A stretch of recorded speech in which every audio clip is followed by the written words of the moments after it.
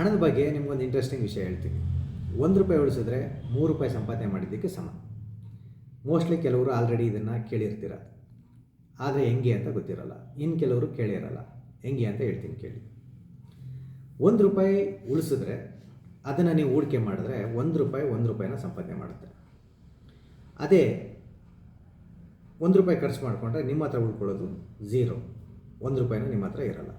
ಮತ್ತೆ ನೀವು ₹1 ಸಂಪಾದನೆ ಮಾಡಬೇಕು ಅಂದರೆ ಮತ್ತೆ ನೀವು ಕೆಲಸ ಮಾಡಬೇಕು. 1 ಅವರ್, ಗೊತ್ತಿಲ್ಲ ಎಷ್ಟು ಸಮಯ ಅಂತ ಕೆಲಸ ಮಾಡಬೇಕು. ಆಮೇಲೆ ಸಂಪಾದನೆ ಮಾಡಿದ್ಮೇಲೆ ನಿಮ್ಮ ಹತ್ರ ₹1 ಬರುತ್ತೆ. ಅದೇ ₹1 ಹೂಡಿಕೆ ಮಾಡಿರೋನು ಆಲ್ರೆಡಿ ಅವನ ಹತ್ರ ಉಳಿತಾಯ ಪ್ಲಸ್ ಹೂಡಿಕೆಯಿಂದ ಬರೋ ರಿಟರ್ನ್ ಸೇರಿ ₹2 ಇರುತ್ತೆ. ಅವನು ಮತ್ತೆ ಕೆಲಸ ಮಾಡಿ ₹1 ಸಂಪಾದನೆ ಮಾಡಿದ್ರೆ ಅವನ ಹತ್ರ ₹3 ಹಣ ಉಳ್ಕೊಳ್ಳುತ್ತೆ.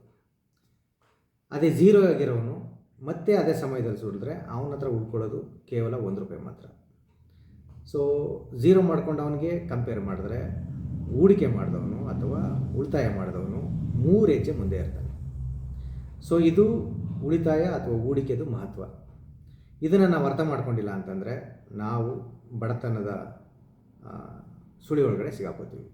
ಸೊ ಈ ರೀತಿ ಹೆಚ್ಚಿನ ಮಾಹಿತಿ ಬೇಕಿದ್ದರೆ ಮುಂದಿನ ವಿಡಿಯೋ ನೋಡಿ. Thank you.